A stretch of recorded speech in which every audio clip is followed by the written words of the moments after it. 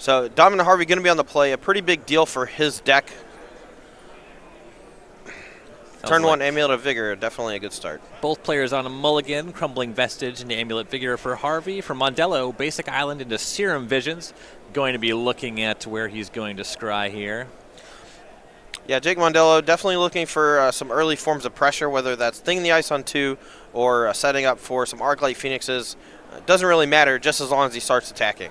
The longer you give this Amulet Titan time to set up, the more likely it is that you're going to get eaten alive by a giant Primeval Titan that has haste and probably has some Brethren falling right behind it. 2 cards scry to the bottom off the Serum Visions for Mondello. Back on Harvey's side, the second lands Gemstone Mine, and here is an Ancient Stirrings. Once you have the turn 1 Amulet, there's not that much else you need to get online. Yeah, for sure. The Amulet of Vigor is a huge part of this deck. It gives it that explosive power and really gives it what I would define as a modern deck status. You know, a lot of modern decks, if they draw like the right pieces of their puzzle, they're able to assemble these little mini combos or overwhelming board states, but usually requires like one very specific thing. Hardened Scales Affinity needs Hardened Scales. Amulet Titan needs Amulet of Vigor. You know, and it goes down the line. The find was Coalition Relic. That's a one-of in Harvey's list. That one, not really known for modern play. That's more of a cube and commander card.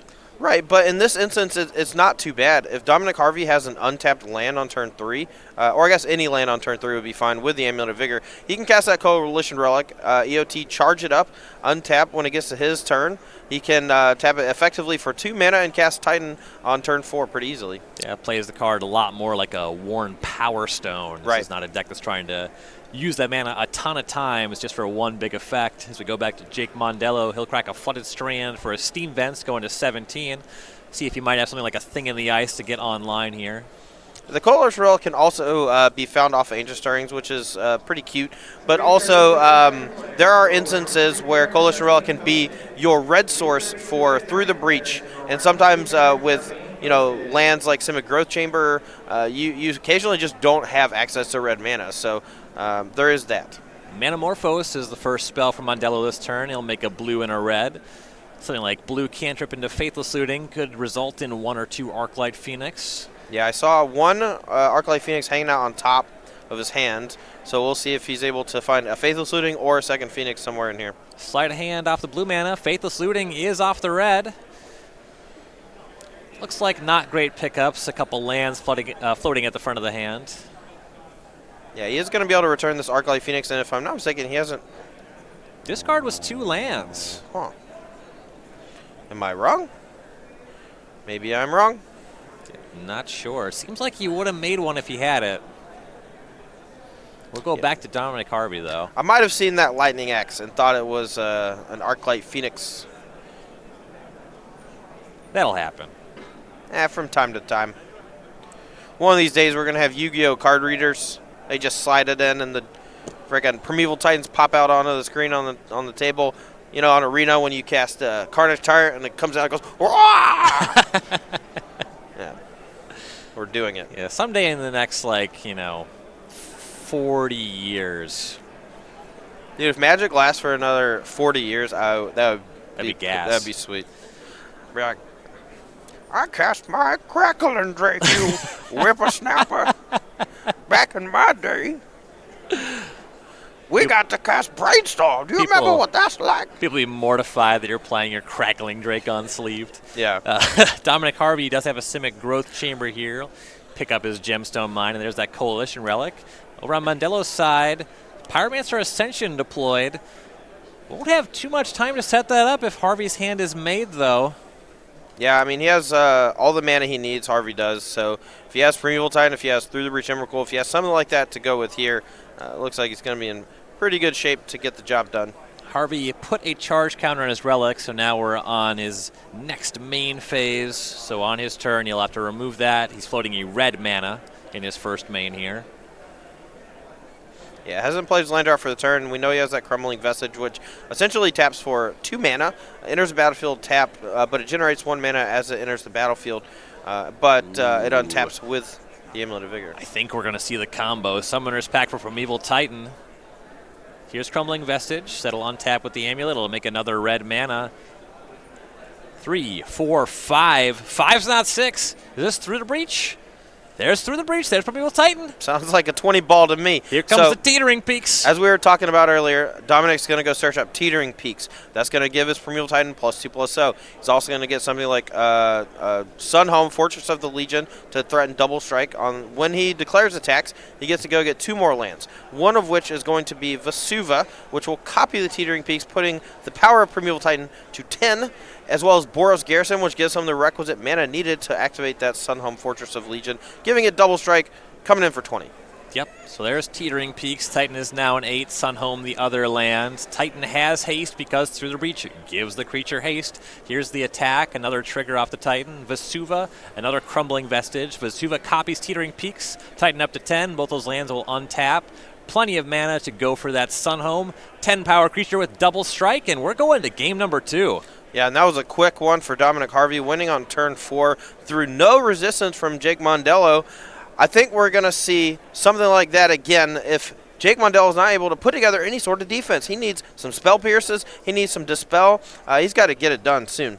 Slow start for Mondello. Harvey on the play with one of the faster draws for the deck. They have access to a few where they can go a little bit faster, but the turn 1 Amulet got online pretty quick, and realistically, Mondello's deck can't do a lot against a draw like that in game 1. Yeah, if he doesn't have early pressure, he needs to get at least 1, probably 2 Phoenixes on the battlefield as early as turn 2. A Thing in the Ice plus some Phoenixes on 3 with a couple bolts or something might be good enough. Jake Mondello had 4 full turns and did nothing. Or, no. He had 3 turns. He had 3 turns and died. I'm sorry, Jake. And that is something that Phoenix deck really struggles with. It kills on turn 4 uncontested quite a bit, but on turn 3, it's a huge ask. Yeah, and Izzet Phoenix has a couple of small points interaction. In the main deck, it's going to be just red spot removal. In the sideboard, you get a little bit more, but Amulet Titan is just a difficult deck in general to interact with. Though out of the sideboard, let's take a look at what Jake Mondello is able to bring to the table.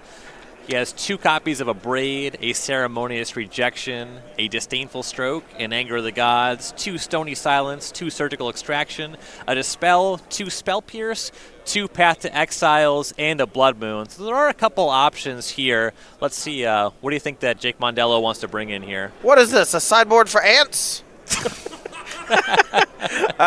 No, we're having a few little tech difficulties. We're going to get those sorted out here. But on the right-hand side, Jake Mondello does have access to quite a few cards that he could bring in this matchup. Disdainful Stroke, obviously a pretty solid counterspell, taking care of the likes Through the Breach as well as Primeval Titan. I don't think you want Surgical Extraction for this type of matchup. I know people like to go like counterspell your thing and then try to surgical and get them all, but it's just not something that's going to happen often enough to warrant that kind of card. It could be that Mondello thinks, well, I have way too many dead cards in my main deck. Maybe I'll just try to Thought Scour you and hit you with Surgical Extraction and take away all your Primeval Titans. It's not impossible. It's not likely, but it's a Hail Mary that might be worthwhile.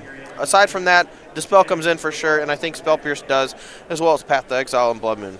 Dominic Harvey's side of things for the Amulet Titan player, his sideboard is 1 Abrade, 1 Walking Ballista, 2 Rending Volley, a Courser Crufix, a Rurik Thar the Unbowed, a World Spine Worm, a Hornet Queen, 2 Spell Pierce, 2 Relic of Progenitus, 2 Fire Spouts, and a Negate. What do you like here? So Dominic Harvey needs to be the aggro deck here, I think. If he gives the Izzet Phoenix deck too much time, they will eventually kill him. And since he is the faster deck and has very little in the way of actually positive interaction, I think he might want a few things just to slow the bleeding, but for the most part, he needs to take initiative. I do want some Rending Volleys because Thing in the Ice is the card that beats you straight up. If it's able to transform early, not only can it stifle your big Through the Breach turns, but it also threatens to close the game quickly, and Rending Volleys solves that. I want maybe Courser of Crufix to gain some life. You can bring in Rorthar and Bout since it's a way for you to just punish the Izzet Phoenix deck for playing all these instants and sorceries. I don't think you really want World Spine Worm or Hornet Queen. Spell Pierces, I mean, what are you Spell Piercing? If you think about it, the best thing you can possibly Spell Pierce is an opposing Spell Pierce or a Dispel. Yeah. And that just doesn't seem ideal.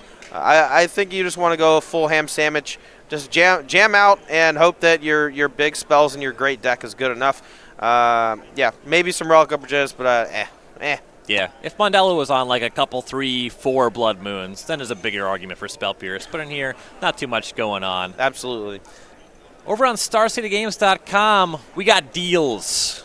Wait, what kind of deals, Ryan? The Star City Games sale with hundreds of items with up to 35% off. Wow, that's a great deal. I'm going to head over to StarCityGames.com right now and check out the Star City Games sale so I can get a Standstill, an Attracts of Praetor's Voice, I want to say Italian land tax, and I want to say Unhinged Island. We're going to go with Unstable. There it is. I actually own a bunch of those. I just can't never remember the names of the sets. I know that Unglued is the first one, but I always mess up Unhinged and Unstable.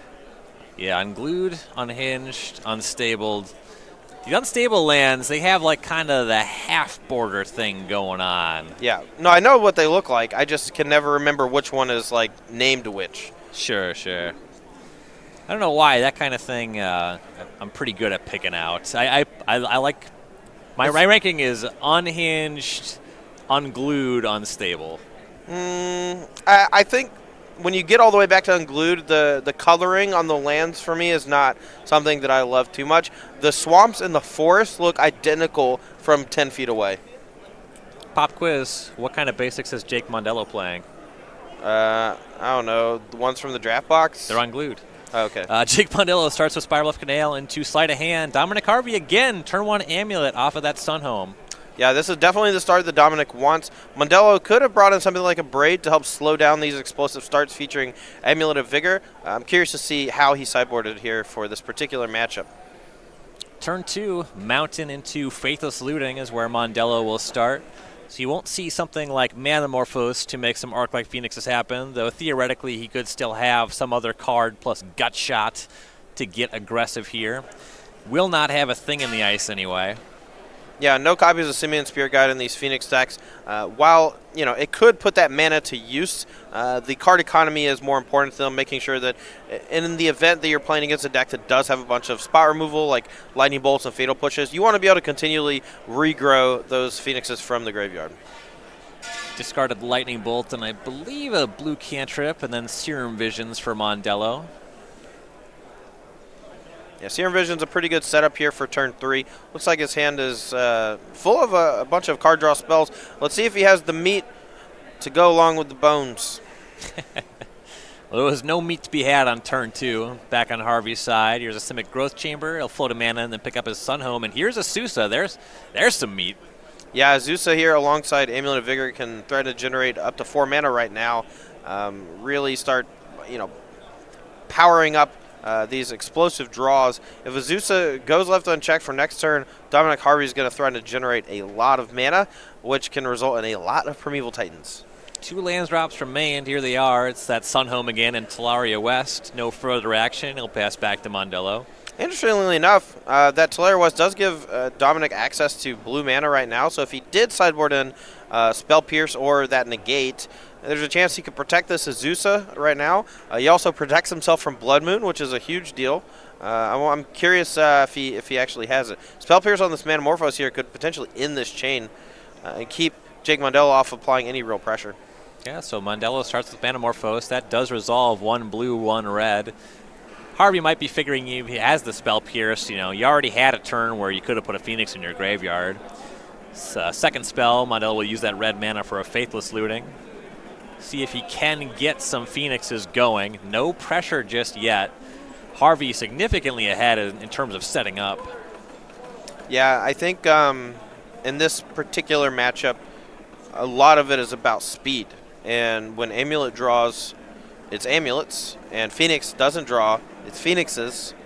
It's fairly telling. You can see this is the same story as Game 1, and it's probably going to end up as the same outcome if I was to bet. Yeah, Mondello just has to discard Sleight of Hand and another Faithless Looting.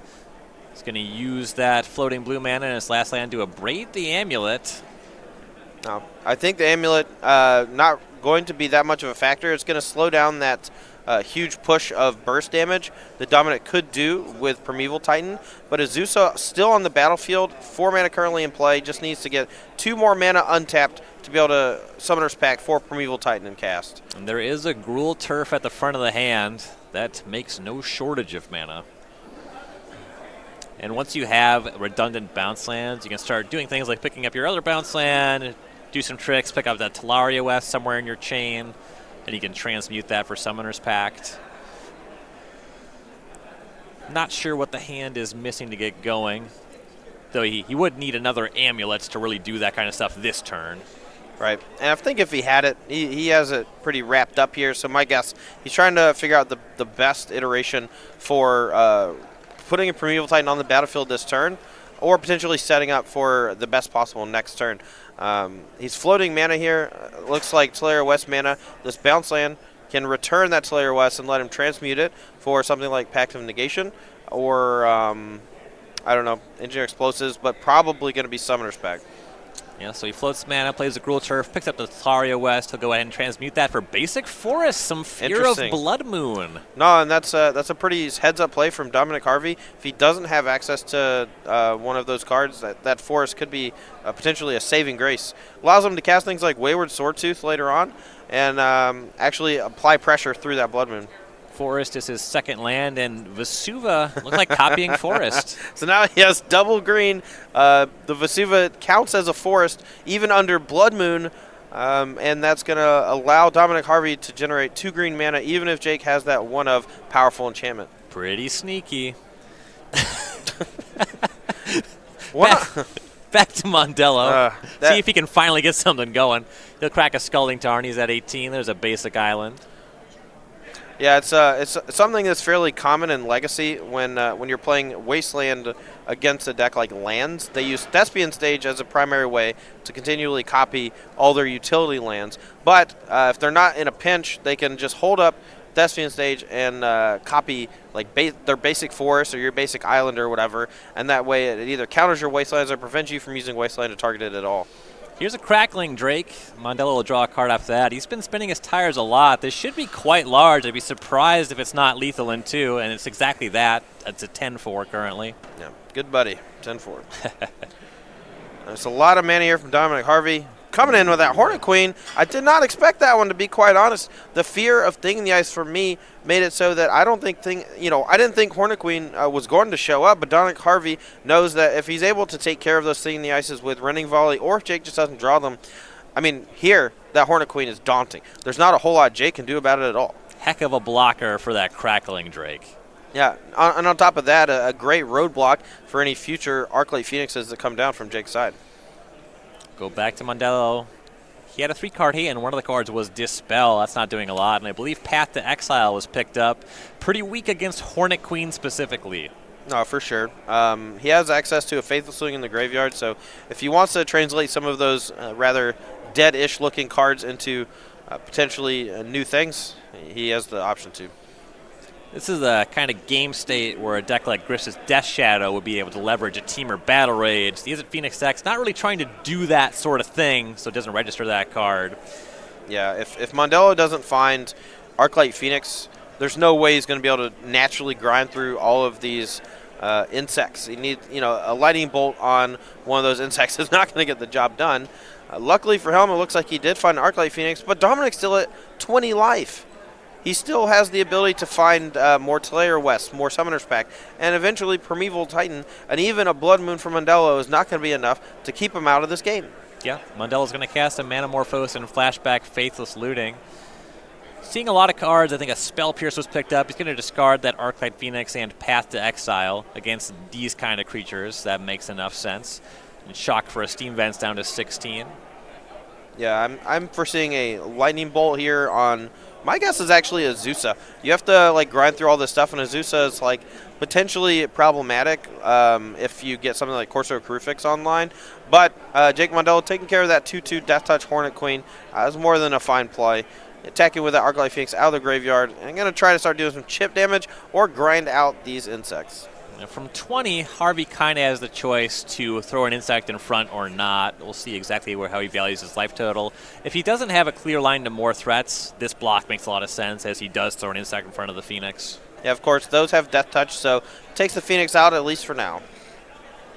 And we're back to Dominic Harvey. He has wisely set himself up so he's not weak to Blood Moon, and Mondello has not produced a Blood Moon, which means we might see some explosive turns from him at some point here. Yeah, so it looks like he has, well, I think he's got it all, honestly. I'm pretty sure I saw a Primeval Titan, but I also think that I saw a Summoner's Pact, which can either be a second Primeval Titan, or it can be a Rourke Star the Unbowed. And that card against this Is That Phoenix deck is tough to beat. Yes. It's just 6 toughness, so you have to cast 2 spells, and you take 12 damage. You can't just give away 12 damage. I mean, you can. Whether or not you still win is a different story. Yeah. And this Bajuka Bog here, taking away that Arclight Phoenix and I think a second copy of Faithless Looting that was in the graveyard. This is going to be a real uphill battle here for Jake Mondello. He also discarded that Path to Exile because he was lacking white mana. Everything just going south here. Yeah, Bajuka Bog and Talaria West were the finds for Primeval Titan. Harvey probably just hangs out with these insects. This is not a deck that wins by inches. There's no reason to really go aggressive for chip shots. And Crackling Drake does count exiled instants and sorceries, so that thing is still large, 13 of them. Oh, if Dominic Harvey wants to get aggressive and just randomly forgets for a second that the Crackling Drake counts the graveyard, Mondello could set up a really sweet chain of events that allows him to attack for 20. That would have been hilarious. Harvey not about to make that mistake, though. He passes, Mondello draws, and he's got nothing, and we're right back to Harvey. Yep. I'm really curious how Harvey plays this turn because it looks like he's so far ahead that it doesn't matter. But as someone looking to get into playing like these Amulet Titan decks, it's going to be interesting to see how he plays in such a way that keeps the door closed on the Is That Phoenix deck. When you get ahead in a game, it's really easy to start going on autopilot to try to, put your opponent out of their misery, so to speak. But sometimes when you do that, you make a minor mistake here. You tap the wrong mana there, and before you know it, you attack with all your Hornets on accident and get smushed in the face by a Crackling Drake. Yeah, and Harvey playing very deliberately, very aware of that sort of factor. You see him Ancient Stirrings for Gemstone Mine. Not the most exciting find. Here's an attack with the Primeval Titan. I'm just going to go get some lands here. Any bounce land will return that Talaria West and allow him to transmute it for any of his packs or anything like that. And he has had Sun Home just on the battlefield forever, so he's not throwing this to the Crackling Drake. He just has a really nice attack here. You see him picking up Teetering Peaks and Simic Growth Chamber as well, so this will be an 8-power Titan. Right, and the Teetering Peak at 8, putting it at 8 power means that Sunhome is effectively a lethal threat, and Mondello has to basically just prevent 4 damage by chump blocking with this Crackling Drake. Yeah, so there's that block. In a second, you'll see Harvey fire up that Sunhome, giving double strike to his Titan. Here's that activation. Yeah, still has access to green, blue, post-combat, so he can't quite transmute Talaria West, but he puts Mondello all the way down to 4 life, and he has a lot threatening again next turn, and Mondello has nothing. Nothing. Very low cards in hand. His graveyard was exiled as just that Crackling Drake. 1 Phoenix already exiled. No way to deal 20 damage, and he's going to pick him up. Dominic Harvey, 2-0, your winner over Jake Mondello. We are not going to see Is It Phoenix close out the finals. Despite there being 3 of the 4 top 4, we're going to have Dominic Harvey on Amulet Titan.